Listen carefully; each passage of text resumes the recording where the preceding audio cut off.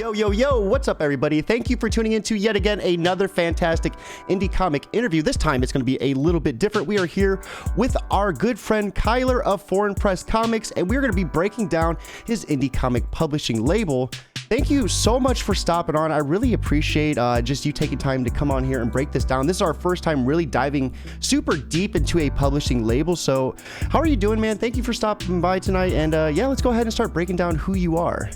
Yeah, thanks for having me on. I'm Kylar Merrell. I started Foreign Press Comics in 2017, and it's kind of been it's changed over those now 5 years, because originally it was just a label for me to post my own stuff, and then now it's evolved to become or now I'm using, like, this year especially, as a chance to build it out into something into more of a traditional publisher. You know, we're looking at projects from other creators, publishing anthologies like we've done in the past, as well as my own stuff. But, you know, like I said, we're expanding into other people, which I think is a big part of being a publisher. And we just want to build a community and to, you know, let people tell their stories.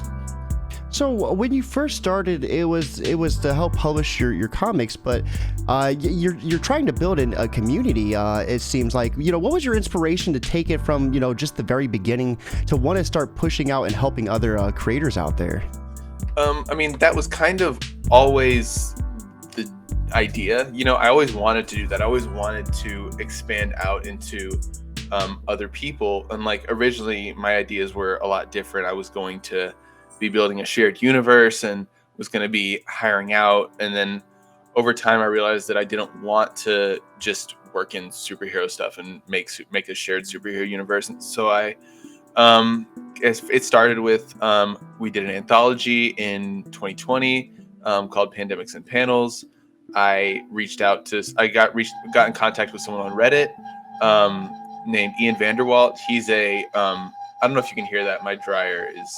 Can you hear that? Yeah. It's fine though. I'll have some background music playing behind this, so that should mask it up. I can go open it real fast if you want me to. Actually, it just died down, so yeah, that should be good. Yeah, it stopped. Perfect timing. Yeah. But so we have this book called Sleep Sister, Sleep from Ian Vanderwalt. So I always kind of wanted to involve other people, but then these last 2 years, I decided that there were steps that I needed to take to, I guess, legitimize it and to turn it into something. I wanted to, you know, build it into an actual business instead of just a little side project. And so, you know, that's why we did even simple things like creating a mission statement and stuff like that. And we redesigned a lot of the website, changed a lot of how we do things just internally that might not make a big difference from the outside. But yeah, it's more of a focused effort now, instead of just this is just a website that I put my comics on. Yeah. So the first couple of comics that you mentioned, were you the writer for all of those? Yeah, I wrote and draw everything. I wrote and drew everything at the time. I started out with just like short comics that I was doing, I think once every month or every 2 months, that were all, I guess, all part of the shared superhero universe. And so they were all my own stories that were 6 to 10 pages. And so I did that for probably a year or so, and then I tried another webcomic that ended up not failing. I just kind of quit because I just didn't like how it was going. I just didn't like the story. I just didn't like, for one thing, I was having trouble keeping up with the schedule, but then the story wasn't clicking for me either, so I just kind of quit that. And then I did my book Terminal, which I wrote and drew, and I have this colorist Eros Donardi from Brazil, and then he also did Valkyrian, which is set in the same universe. But so yeah, I started out mostly writing and drawing. I haven't written anything like serious that I've hired an artist for of my own. I have one that I'm talking with a publisher about right now, but that's just my own personal stuff. But yeah, all the foreign press stuff that I've written is stuff that I've drawn, actually, with the exception of Fletcher Cross, which we don't have to get too much into because it's not on Kickstarter yet. But We gotta save that juicy part for when we get you back on the show. Yeah, exactly. Terminal is about a captain that goes on a suicide mission armed with just a jetpack. And it seems like things do not go as planned for our protagonist, Kevin. If you want to go ahead and start maybe breaking down some of that, we can kind of, I guess, start setting up this little multiverse that you're setting up before we start breaking into the publishing label. Yeah. Well, Terminal it started as I just had the title of Terminal. I just had the word. I was like, that's a cool title. Also, I had this idea for, I don't know if you had heard of it. It was called like Verticus or something like that. It was like a Stan Lee game for like a mobile iOS game back in like 2012. It was just you were like falling through like this planet or whatever, and so it kind of was inspired by that. But the story's about Kevin Fang, this captain in the USPC, the United States Pilot Corps, and he it's just vague sci-fi garbage. Anyway, so he's just life has not gone well for him. Things have not turned out in his favor. He's lost friends. He's lost love. He's been diagnosed with cancer, and so he's and then he decides to. And there's kind of hints of this larger conspiracy going on, which we expand a little bit on in Valkyrian, and I plan to expand on a little bit more later. But there's this thing happens, and he decides to go on this mission to fall to Earth because, like I said, there's more that I'll hopefully get into later on in future books. But he has to go, and he falls through space. He's in this blue suit, and he has a jetpack, and he has to fly through space, falling from this space station, the USS Shang, to Earth. That would be so terrifying too. I could only imagine like the emotions that would evoke just free falling that far. And that's kind of what the book does. He just spends the whole time. Obviously, I can't have a 36-page comic about a guy literally just falling through space. Like that would be really boring visually and narratively.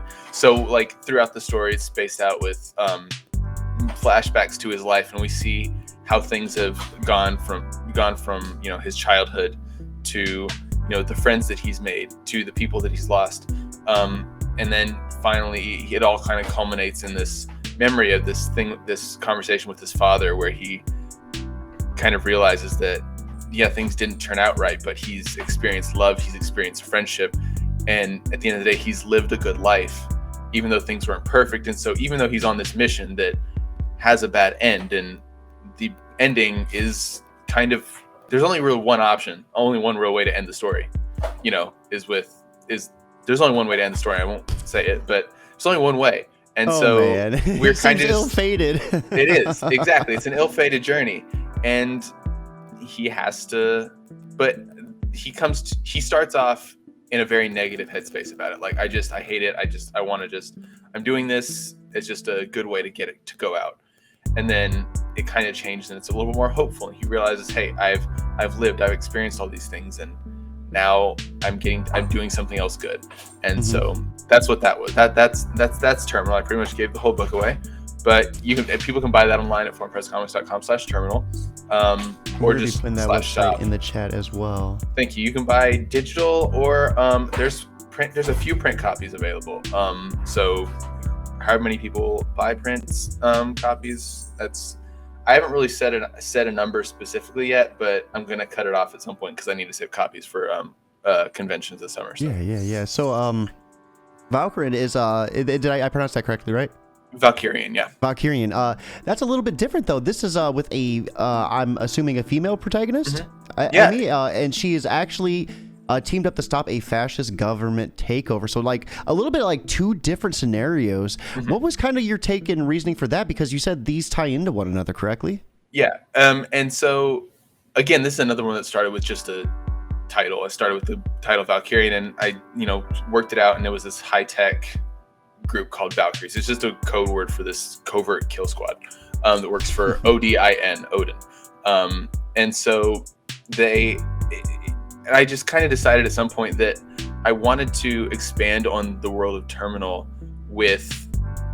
by telling like short stories that are all set in the same world and kind of have somewhat of an overarching narrative, but the overarching narrative isn't what matters. like you don't have to have read Terminal to understand Valkyrian, or vice versa, or you don't have to read these to understand what happens later. But there's a mention in Valkyrian of they just came in today, which is why I have it on my desk. There's mentions in Valkyrian of the events of Terminal, and so like kind of the conspiracy that I mentioned with Terminal is part of that fascist government takeover that's happening in Valkyrian. And so like it's tied together, but it's not about that. It's just about like Terminal's about Kevin's story and Valkyrian's about Emmy. And there's next story is about, it's a romance. And so it's about those two people. And so it's just, I think that's a really good way to tell stories, is just to build out a universe, but it doesn't all have to be this massive thing. And so there's just these loose strands connecting them that you don't have to read, but if nothing else, they're there for me, and I appreciate them. It's like a little, anytime I read a book and I find that it's always like a little sense of, I guess like gratification, like that I stuck with it long enough to see it tied together, even just briefly. Those moments are awesome. If nothing, it's an Easter egg for the people who've read both of them. So. Absolutely. So then we're looking at, there's two other books on your shop. You have Sleep Sister Sleep Volume 1 and Pandemics and Panels. So I'm assuming these were created after the label was created, correct? Or after you're pushed to get more people on the label? Sort of. I kind of had a soft push back in like 2019, which is when we brought in Sleep Sister Sleep by Ian Vanderwall, because I post on Reddit on comic book collabs. Anyone have a comic they want to publish, and then I had to disclaim that I'm technically not at the time at least, I wasn't a publisher. Like I wasn't trying to run a Kickstarter for anybody at the time. It was just like, hey, do you have a book? I figure it's almost a cross-promotional way. He has this book that's done. I can put the book on my site. He can get traffic from my stuff. I can get traffic from his people. Yeah. And he's been great. He's been really, easygoing about the whole thing. He's actually working on number 2 right now, and he has plans to do, a lot more with that story. So yeah, that kind of started in 2019, and it's kind of stagnated a little bit, but that's because he lives in South Africa, and so he's dealing with a lot of other issues down there, and just his own personal stuff, and then things with just being, international is just it brings a lot of other, I hesitate to say complications, but just something else. But Sleep Sister Sleep is something I'm really excited about, because it's something different, and it's this really interesting art style. And it's just kind of a darker Alice in Wonderland story that I'm intrigued to see where it goes.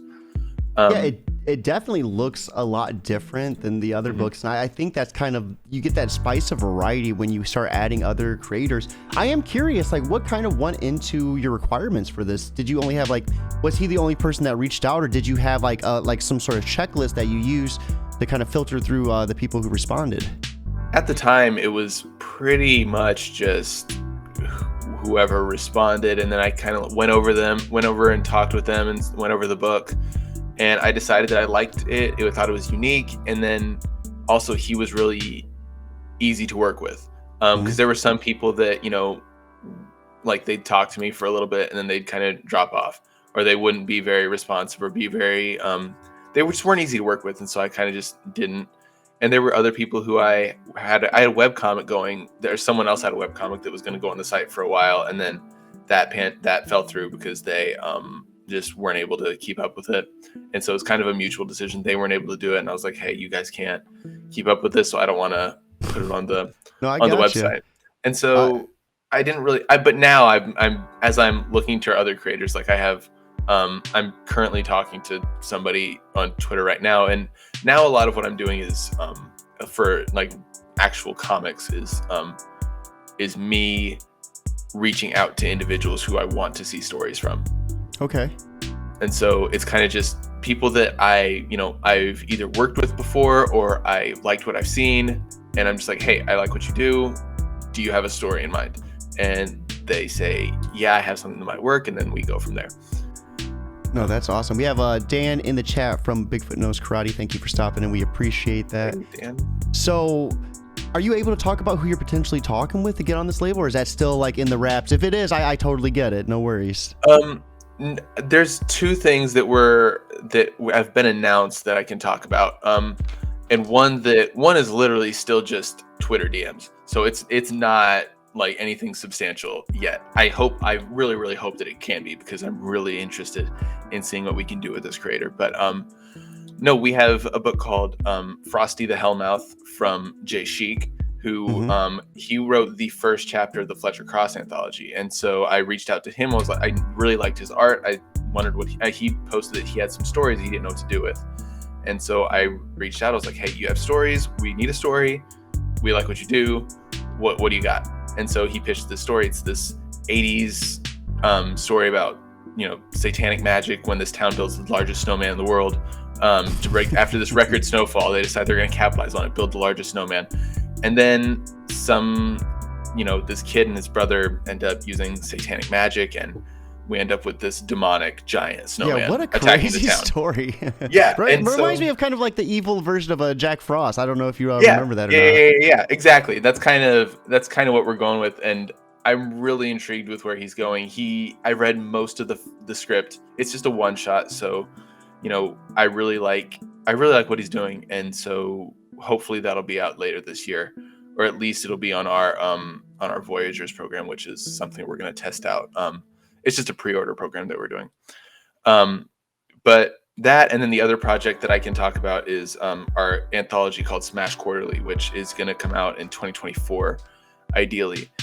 But Smash Quarterly is with the editor for it is Devin Arscott, who I first met because he was the first guest on my podcast, and so I knew he was looking for editing work. So awesome. And I liked what he's done as well, and so I reached out to him. I was like, hey, I need someone to help me curate this anthology. Do you want to be part of it? And he said yes. And so it's this anthology. SMASH is an acronym for Suspense, Mystery, Action, Sci-Fi, Horror, and it's quarterly, so it's 4 issues. And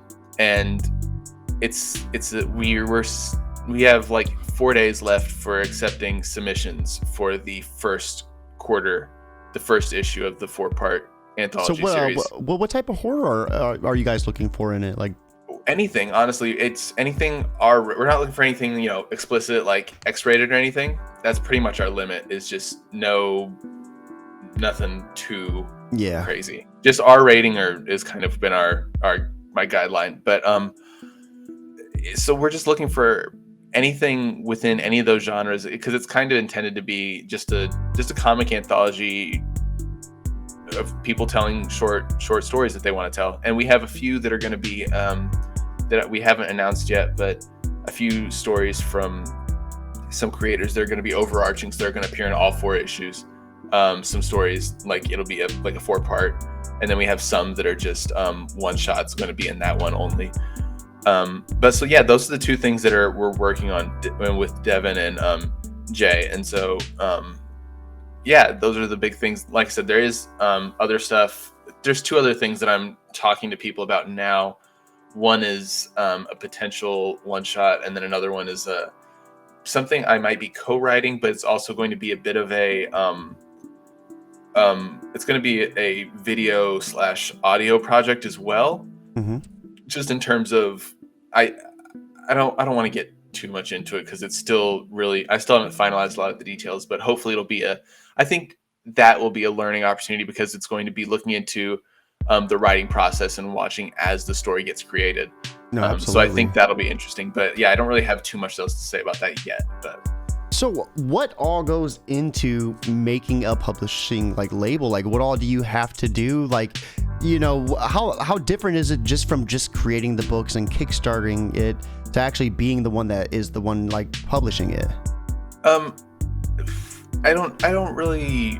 I mean, it's kind of what goes into it. I mean, a website, and I think that's pretty much the most important thing that goes into it. You just have to have a website and a name, and there's obviously, and it depends on where you are as far as what you have to do to establish an LLC for yourself, an actual limited liability corporation. And we're still finalizing a lot of that stuff ourselves. But the thing that I think differentiates it from just being me is that I'm getting the opportunity to work with people, and I'm getting the opportunity to promote other people, to build a community of our own, both through Twitter and like the other project that I mentioned that hopefully will be a really educational opportunity as well. That's something we're really looking forward to in the future, is providing places for people to learn about making comics, because I feel like that's something that a lot of people wonder, and I think that that's something that we are really looking forward to doing. But I mean, I don't really know what else, I guess is different from making your own book, because at the end of the day, it's just setting up Kickstarters, which, we're still working on. We're still figuring out Kickstarter and how to make all that work, especially with, it moving to blockchain technologies and things like that, which kind of throw everything for a loop, and other crowdfunding opportunities and just a lot of different things. But so sorry to interrupt, but can you explain the negative effects of it blockchaining, just so maybe some of the audio listeners and viewers who might not know what that exactly is, like, have an understanding?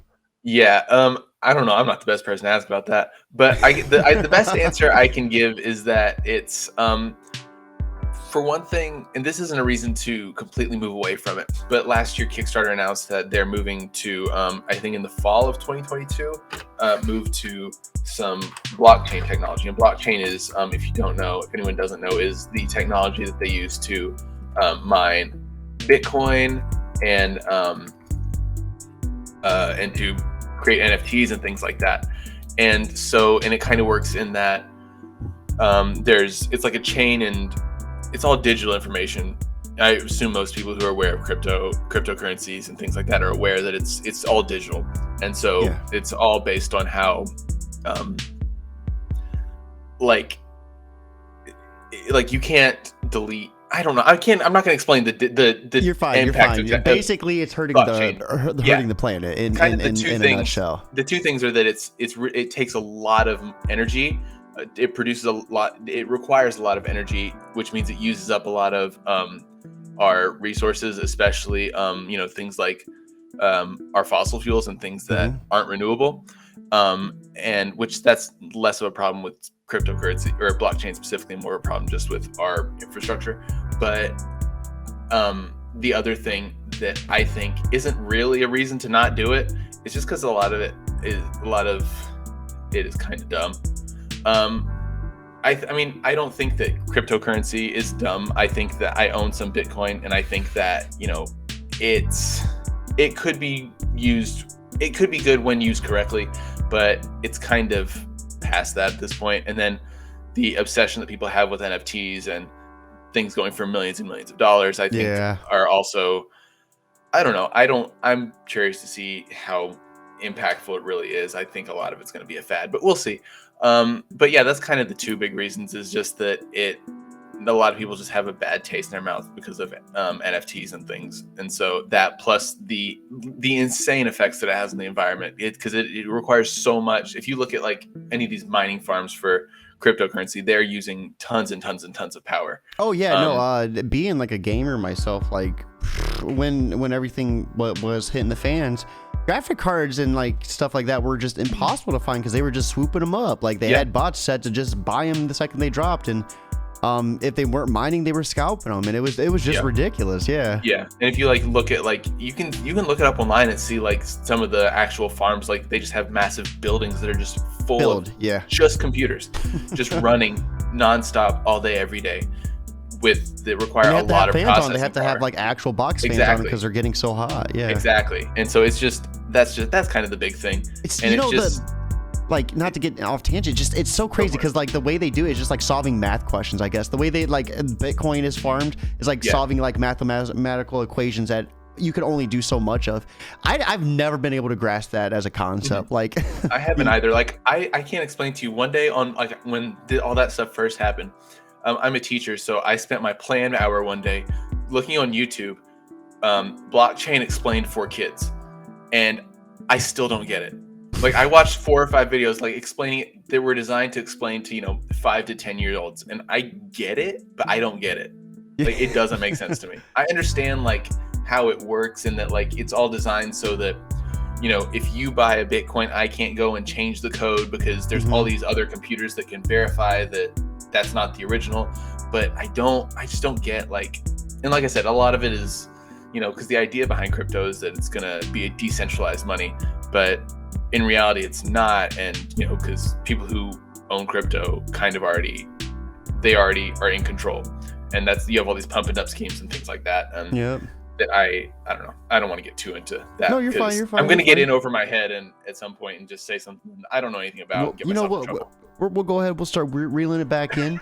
So what type of values and morals are you looking to instill within your publishing label? What are you looking for people that are on the team, to be able to contribute and just how they should, just in generally be? I think the big thing that we're looking for is I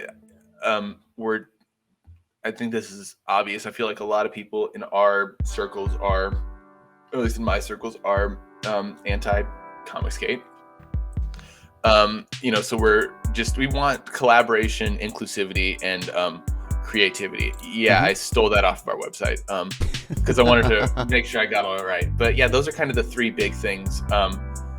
But like I said, another big part of it is we just want to bring in creators who have unique stories to tell and let them tell their stories, give them an outlet. And also, like I said, the other big thing that we haven't gotten into a lot yet, but we're really looking for, we're kind of starting with the podcast, Comics Unscripted, and we're going to work on it a little bit more, especially this year, is just being educational. Because like I said, I'm a teacher, so education and teaching people is something that I like, I'm interested in, and I think it's a very valuable thing. But I want to carry it over into this other aspect and into comics as well. And so I really want to be a place for people to, to be able to look at when they might need help with have a question or something. Like we do, even just as simple as every Monday I do a Monday advice thread on something comic related, and usually it ends up being something less than advice. Like one time it was just post your studio space because I couldn't think of anything that day. But like this week's had a really good one. It was about it got a lot of responses about burnout and dealing with when you have a day job and you're working comics, how do people deal with that? And we got a lot of really good responses there. And so hopefully through things like that, I want to give people, you build a community so that other people realize that they're not the only ones going through those things. Absolutely. That's with these interviews, my biggest goal is obviously to give you, the creator, a spotlight on whatever you're creating or whatever you're trying to grow. But secondly, hopefully there's a lot of creators that do watch this, and I like them to be learning tools as well. So I'm interested, what type of advice would you offer someone who's kind of in that burnout phase? What works best, I guess, for you to kind of get back on track? I don't know. And that's kind of why I posted. A lot of the things that I post are questions that I'm wondering. It's still honestly trying to figure it out, man. I get it. Well, honestly, though, a lot of it is just the Monday advice questions that I post are things that hey, I wonder, I'm not sure, I'm having trouble with this Kickstarter thing. So I'll save it for the next Monday. And what do you guys, what's the best advice that you have for someone running a Kickstarter? # Monday advice. And I'll just get things that way. But for someone just dealing with burnout, I think that the best thing is just to my gut is just tell someone to find something else to do. Take a break and force yourself to, even if you have to make yourself just go and paint or, play guitar or just run or play, your Xbox. I've gotten back into bookbinding recently. I don't know why, but just for my own hobby. And so what's all involved in that? That seems like a pretty interesting thing to get involved in. Just a second. I'll just say. Getting an exclusive look at some bookbinding. Let's go.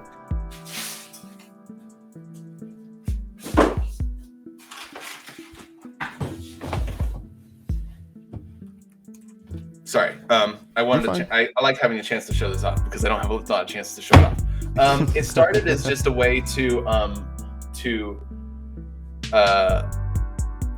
bind single issues that I had. I had this I bought it on eBay. Don't know why. Never read it, but I bought Resurrection Man, the first volume by DC, and so I just bound all my single issues into one hardcover trade for myself.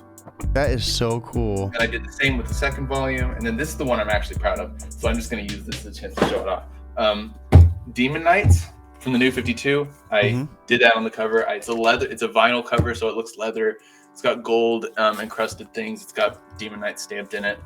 But yeah, so it started out as that, and then like it's so mostly you learned how to like basically just do this to yourself. Like that's something like that's a skill that is just going to keep on like giving back to you in the future to come. And like I've started journaling again recently, and so like I made myself a little journal, and so I just and then I made another one just for practice. Christmas, everybody's getting a hardback. Exactly, yeah.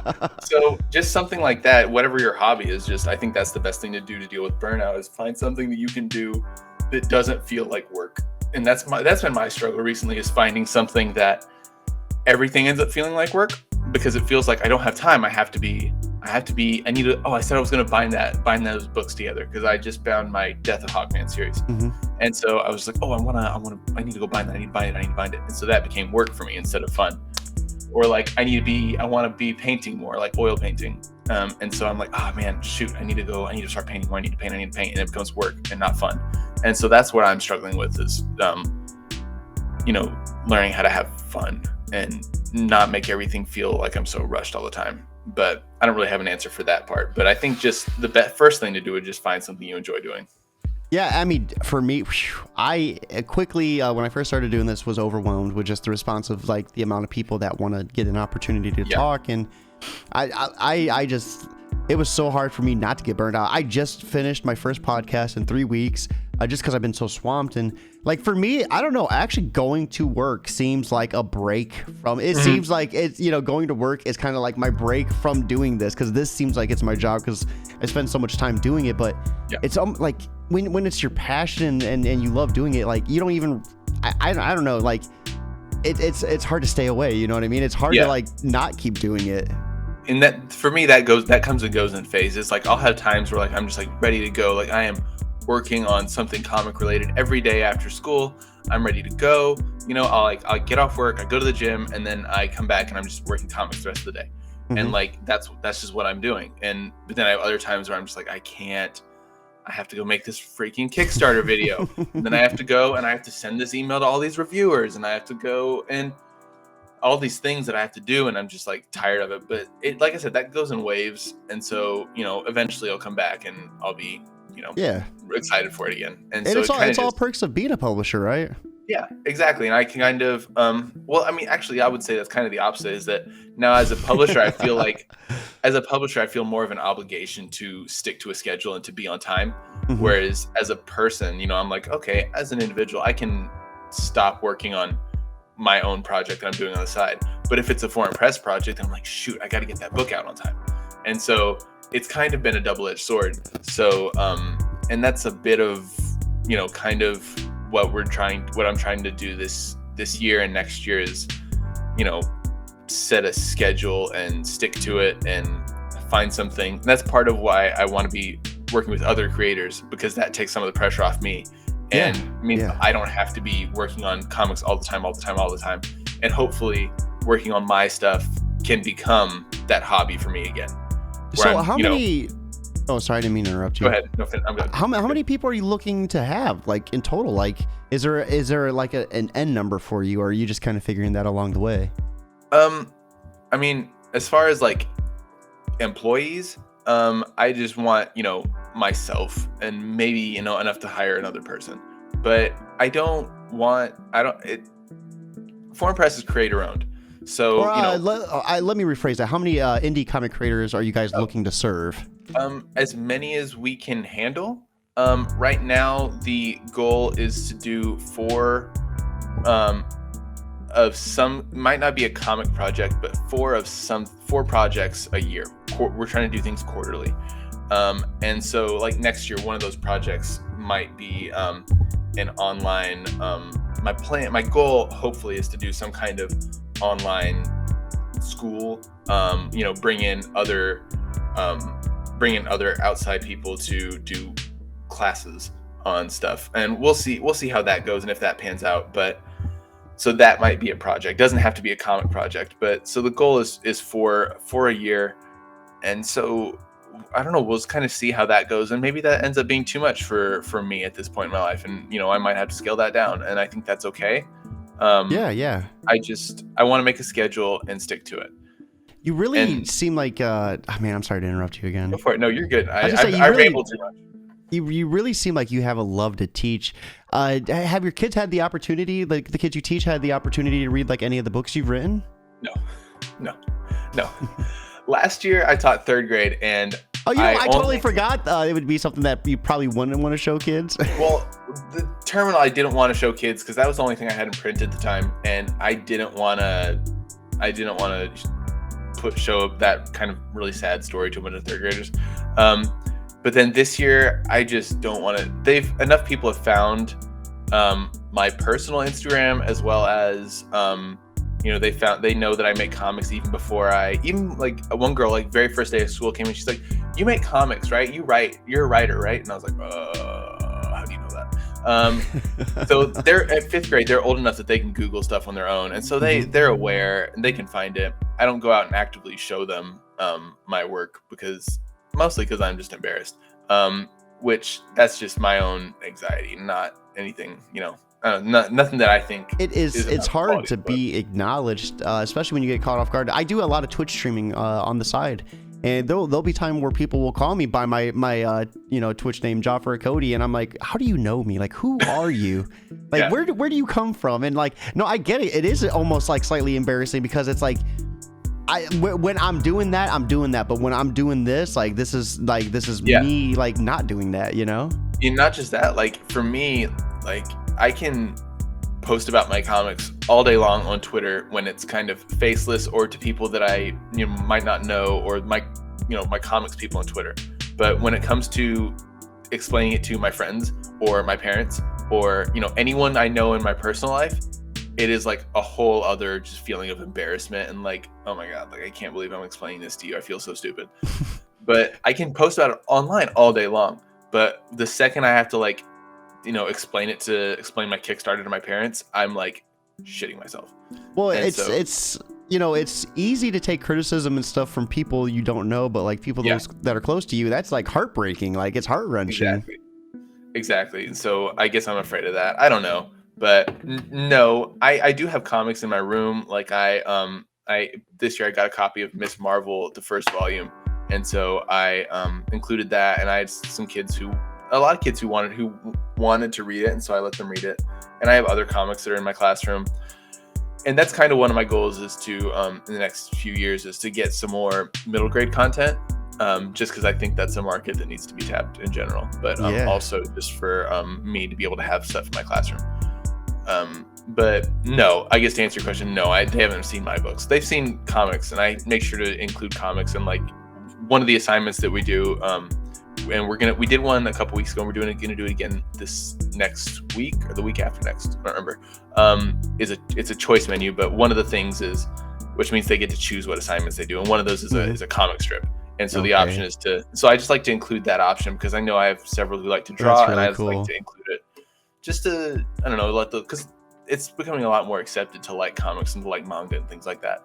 And so I like to give those kids an avenue. Isn't it crazy, like stuff we would have got beat up for, like in the 3rd or 4th grade, like people are just like flaunting now, like. Yeah, I mean, there's still, well, it's weird because like there's still plenty of people who are like, ew, you like anime? Anime's stupid. Anime sucks. Like, there's still plenty of people like that, but the other part is that there are the people who do like it are less afraid. Yeah. Like, there's still like staunch haters, people who still are like deep in that, like, anime's dumb. 90% of the time they like something that's soulless or something that's, there's so many of them who like I wouldn't expect to like anime, or I've seen looking up certain anime shows like when other people aren't looking. I'm like, you just gave her crap for looking up anime, for watching anime, and now you're over here looking up Dragon Ball Z or whatever. Like, you can just forget it. But yeah, but it is crazy though, just how open kids are to stuff like that now. So real quick, and kind of bringing it back, why Foreign Press? Like, what was your main reasoning for naming that your publishing label out of like any sort of other name that you could have came up with? I don't have one. I don't have a reason. I don't. I've had other people ask. I don't have a reason. I needed a name for it, and one of my friends at the time suggested Foreign Press Comics. I was like, bet, that's my name. And so it was Foreign Press Comics. It goes yeah, good. I think it sounds good. And honestly, there's not really any meaning behind it, but now it's kind of become I like it because now I think a big part of having a brand or any kind of brand is you keep everything branded, So like we have our Voyagers program, and so the Voyagers kind of ties into the foreign and the press and the compass aspect of our logo. And so that's kind of the theme that we're kind of trying to go with for the whole company. Like I think in our about page, I think I say something about traveling or no, I didn't. I should have though. But yeah, so to answer your question, there's not a reason. I just liked how it sounded, and I stuck with it because I was like, I don't want to go change it now. Because I had a friend ask me, he's like, why do you you don't have? There's nothing on about your comics that are, foreign press related to anything like that at all. And I was just like, at this point, it's too late. Like I'm not gonna go change it. It's my brand now. It sounds good. I think it fits good. Like I said, this is like my first interview with a publisher about the publishing label. So I felt like it would have been almost like an injustice. I was like thinking of like when I could have slipped it in, and I was like, you know what? I need to just slip it in before I forget. No, you're good. No so worries. let's break down your podcast. So the podcast has a really interesting name as well, Comics Unscripted. What is the main focus of that? Well, the main focus originally was to be unscripted. So like my goal was to go in, no prep, just like knowing this is the person, having read their work, and just going in, no questions, no notes, nothing, and take notes as I go, because that's what I did the first few episodes. I like took notes like of something they said and tried to turn that into conversation, and it went okay for the first few episodes, and then it got a little like there was a lot of I don't know, the conversation wasn't super there. I didn't feel dead air. Yeah, not dead air, but just like I don't know, I just feel like the conversation wasn't. It didn't feel the vibe. It felt kind of boring, I guess. Kind of just too plain. Yeah. And that's kind of some of the feedback I got as well. And so I started writing questions, and then that felt too scripty. And so now I'm kind of reaching a point where I'm not writing questions anymore. I'm writing topics. So just like what, instead of having, a list of questions to talk about, I just have a list of like topics to talk about and see what we can get out of those. But it was just, I wanted to start a podcast for a long time.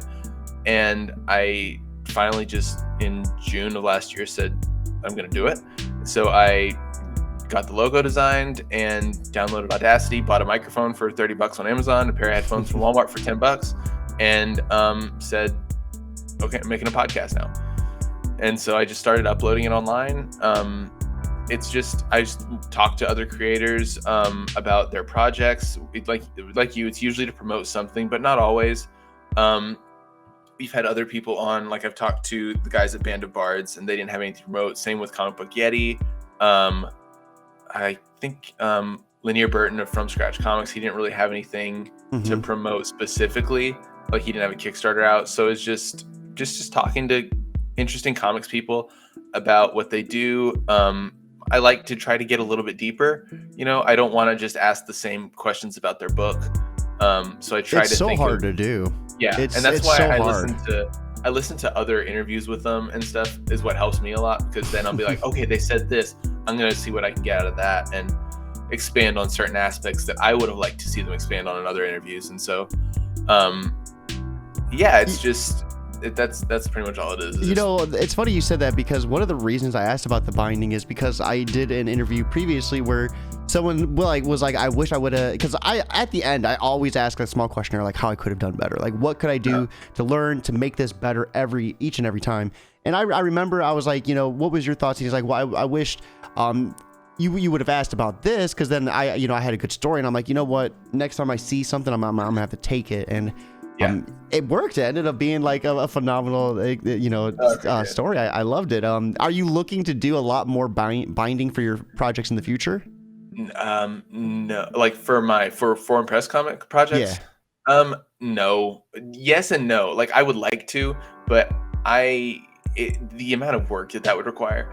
I've think that if I do anything like that, it's going to be like a zine, like something really small, like just I'm talking like 4x6, something really tiny that's just going to be a few stitches, and then simple glue the cover on.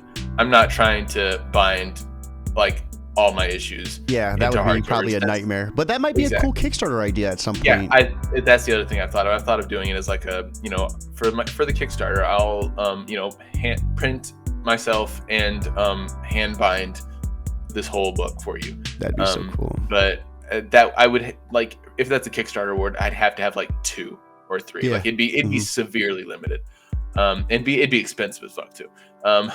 But it'd be cool. It'd be how many people could say they had it hand bound by the creator? Exactly. That would be. I really do think that'd be interesting. That'd be really fun to do. But it's just a lot of work. So, real quick before we wrap things up, what are we looking at in 2022 with Foreign Press Comics? I'm looking on your page right now, and it looks like you do have a little bit of a lineup. We don't have to break anything down too in depth, but I guess like just anything that you're able to kind of just touch base upon. I mean, kind of like I said earlier, we're trying this year. We're trying a quarterly model, and so we have our spring 2022 project was Valkyrian. Our summer project, or our Q2 project, is we're relaunching our Fletcher Cross anthology, which we won't get too much into. And then our Q3 is hopefully going to be. In the original post, it was before we had finalized things with the Frosty the Hellmouth story, and so it was going to be another thing that I'd been toying with myself, and that's kind of 1001 Infinity Street, and that's kind of by the wayside. But hopefully it'll be the Frosty the Hellmouth story. And then in December, I'm going to release the 3rd issue of my webcomic that I'm going to release the 3rd issue and remaster the first 2. Because they are kind of all over the place in terms of how they've been scanned in and stuff like that. My webcomic Outlaw Country, which was inspired by my love of country music, and I wanted to tell a kind of a neo-western, and based it off of country music, and so that's kind of where that is. And so there's 2 issues of that online. It was originally a webcomic. I think I'm gonna just turn it into digital single issues, but no, that'd be really cool. Yeah, that's our 4th one, and yeah, that's it. And then, like I said, this summer, I'm hopefully going to be toying a little bit with StreamYard and going live on some things, because especially because the podcast is turning a year old, so we're going to be talking to, hopefully, the plan right now. He says he's. I'm going to announce it anyway. Tobin Rossico is going to be back on the podcast. Whoa. And we've talked to him before, and we're going to talk to him. It's going to be live. It's our year anniversary. Let's go. The podcast is taking a break for the summer, just because, kind of like we were talking about burnout earlier. Like, I needed a break. I needed one thing that I could put off to the side. And since I am a teacher, I get summers off. So I was like, I'm not going to completely stop making comics, because that's when I do most of my work.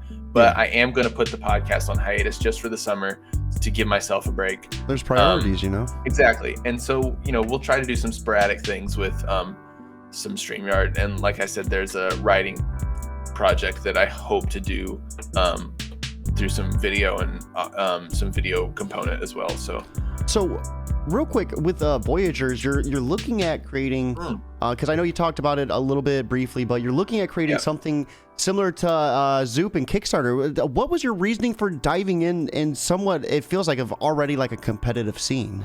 Well, it's I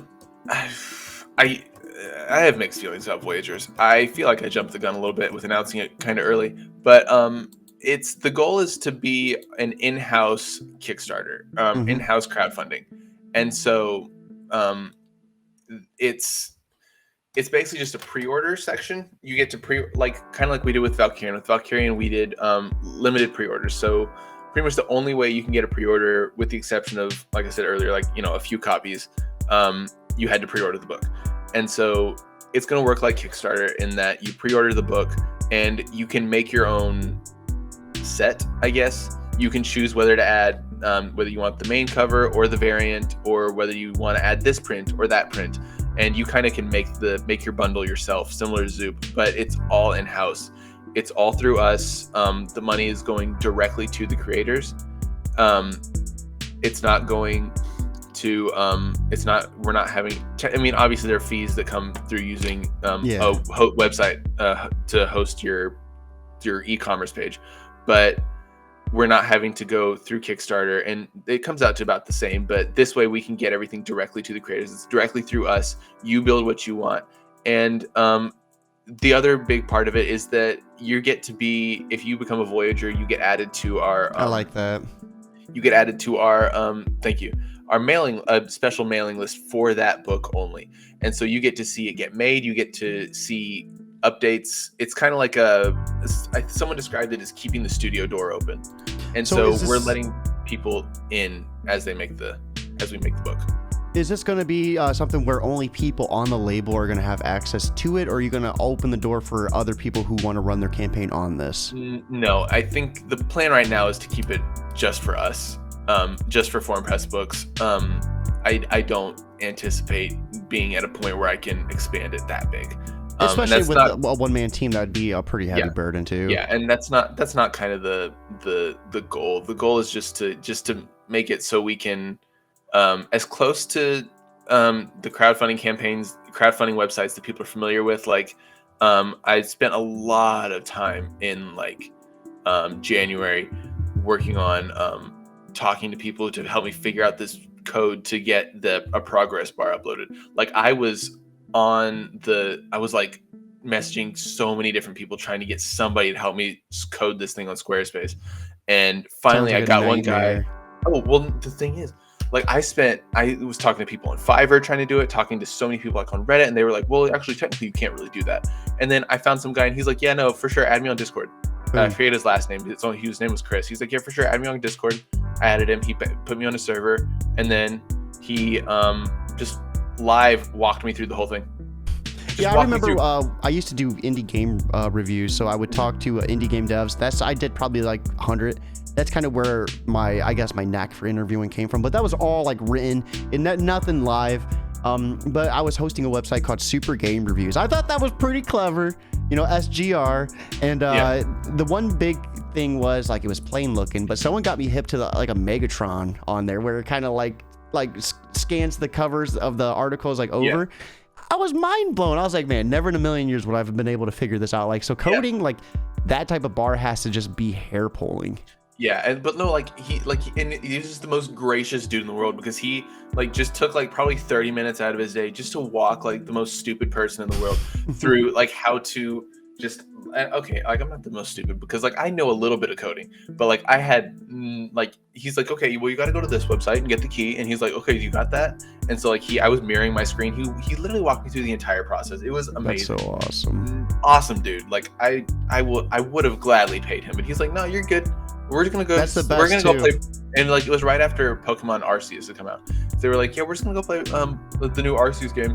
And you wanna talk? I was like, okay, cool. And he just acted like no big deal, and it was the nicest thing in the world. But yeah, so I built that page, and hopefully we'll get to that later this year with the Frosty the Hellmouth story. Absolutely. So we're excited to see how that goes. So I think we've come to the time where I feel like we've pretty much explored every aspect of this label. Do you think there was anything that we missed out that you want to talk about? No, I had forgotten about Voyagers until you mentioned it. But so I'm glad you brought it up. Yeah, exactly. That's kind of what you got to do as an interview. You got to pull out things that they didn't expect or that they might have forgotten about. So yes, sir. Because that's where you get the best conversation, I think. So let me ask you this one question. Like I said, I like this being kind of a tool for others out there to kind of learn from. If there's someone out there who's kind of struggling to get their idea of creating a comic just off the ground, or even just getting it on paper, what type of advice would you help them to kind of push through any sort of barrier that they're stuck in? Just do it. Not to be too Nike about it, but just or too Shia LaBeouf, but just do it. Honestly, that's just the biggest barrier that people have is oh, it's not going to be good. Yeah, guess what? Your first comic's going to suck. I have a whole 52-page book that I submitted to Image in 2017, about the time I started Foreign Press, maybe a little before. That is absolute dog water. I read it recently, and I'm going to release it if our mailing list gets to 100 100 subscribers, I'm going to release it. But it's trash. And so, like, whatever you make, your first comic's gonna be trash. Like, it just is. I'm sorry.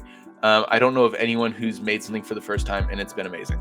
I just don't think that's possible, because you learn by doing. And the best way to, and not just that, but you're gonna get your foot in the door. I do think that my particular advice for someone who wants to get into making comics, because I think that advice that I just gave is kind of just for anyone who wants to make anything. Like, I've been looking at making a short film recently. I don't know anything about it. I just want to. And so I'm just like, I just got to do it. Yeah. But I think for anyone who specifically wants to make comics, you need to get in touch with the Comic Jam. They are a group that I got started with, that they make one-page comics every week. You can be a writer or an artist or a letterer, and it's sounds like a game jam where you all just work on something really short. It kind of is. Like, they vote on a theme every week. Like, it's just like the last one I worked on was I've been lettering more recently in my personal time, and so we're trying to get more into lettering, get some lettering work, and it was black and white with only one other color. And so before that, it was SFX only. And so they have a different theme every week. They have writers. They have like 2 or 3 weeks to write a script, and then they give it to an artist, and the artist has 3 or 4 weeks to draw, and then they give it to a letterer, and the letterer has a week to letter it. And so you get paired up randomly with people. So you're working with creators you wouldn't normally work with. You're working with prompts that you normally wouldn't work with. And so that's how I met the people that I know, the people that I first knew in comics, who eventually helped me get into comics, who let me meet the other people that I know in comics. And that's the best thing that I do if you want to make comics, and also the best thing about it is they're not like, there's no schedule. Like, I can jump in 1 week if I have time, be like, hey, I want a letter this week, and then I can't do it for another month. I don't have to. There's no pressure. I mean, the experience from that has to be immeasurable too. I mean, like, because you're pushed to do things you normally wouldn't, and I think when you stretch that comfort zone, that's when you tend to get the best results. With that being said, though, I think this is a perfect time to wrap it up. We are right on the 1 hour mark, perfectly in just 45 seconds. Kylar, I really want to appreciate you, I really want to say that I appreciate you coming on and taking your time to break down Foreign Press Comics with us. We hope to get you on back in June for later on to talk about the other comic that's going to be dropping. We'll save that information for another talk. Yeah. But with that being said, guys, this is Cody, your Cape Crusader, and we are keeping it geekly.